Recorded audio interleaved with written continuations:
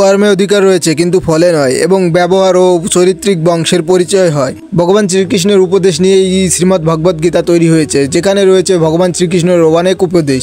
এই উপদেশগুলো মেনে চলতে পারলে আমাদের জীবনটা এবং আমাদের জীবন থেকে অনেক দুঃখজনক বিষয়, পাপজনক বিষয়, কারো ক্ষতি না করা, কিভাবে ভালোর পথে চলা যায়, কারো মঙ্গল চাওয়া, কারো অমঙ্গল না চাওয়া, এটাইকেই গীতা বলে। এবং গীতায় ভগবান শ্রীকৃষ্ণের অনেক উপদেশ রয়েছে যা শুনলে আমাদের জীবনটা পাল্টে যেতে পারে, এবং এই উপদেশগুলো আমাদের জীবনে অত্যন্ত গুরুত্বপূর্ণ জিনিস, যা আমরা শ্রবণ করতে পারলেই আমরা ভালোর দিকে যাব এবং আমরা ভালো কর্ম করতে পারবো। তার বাণীর মূল কথা হলো সৎ পথে চলা, কর্মফল নিয়ে চিন্তা না করা, নিজের কর্তব্য পালন করা এবং মানুষের ভালো মন্দ বিচার না করা, সবাইকে ভালোবাসার মধ্যে সাহায্য করা।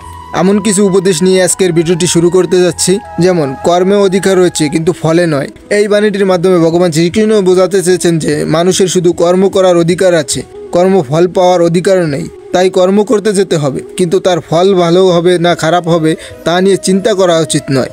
উপদেশ নম্বর 2, ব্যবহার ও চরিত্রই বংশের পরিচয়। শুধু বংশের পরিচয় না, একটা মানুষের ব্যবহার এবং চারিত্রিক তার আলোচনার পরিচয় বহন করে। উপদেশ নম্বর 3, যখন সংসারে দেখার মতো কিছু থাকে না তখন মানুষ ঈশ্বরের দিক দৃষ্টি নিক্ষেপ করে।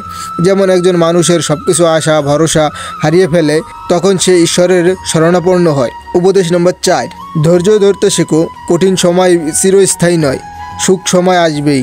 এই কথা দ্বারা বোঝানো হয়েছে যে জীবনে কঠিন সময় আসতেই পারে, কিন্তু ধৈর্য ধরে থাকতে পারলে ভালো সময় অবশ্যই আসবে। উপদেশ নম্বর 5, হিংসা ও ভালোবাসা। ভগবান শ্রীকৃষ্ণের বাণীর একটি গুরুত্বপূর্ণ দিক হলো সবাইকে ভালোবাসা, বিশেষ করে বিপদের সময় সবাইকে সাহায্য করা। উপদেশ নম্বর 6, সৎ ও সত্যনিষ্ঠর জীবনযাপন। তিনি সকলকেই সৎ এবং সত্যনিষ্ঠভাবে জীবনযাপন করার নির্দেশ দিয়েছেন, যা তাকে একজন মানুষকে ভালো মানুষ হিসাবে গড়ে তুলতে সাহায্য করে। উপদেশ নম্বর 7, কর্মের প্রতি গুরুত্ব দাও। মানুষকে অন্যের কাজ নিয়ে চিন্তা না করে নিজের কাজকে করে যাওয়ার জন্য উৎসাহিত করেছেন, যাতে তার নিজের জীবনের সঠিক পথটা চালিত করতে পারে।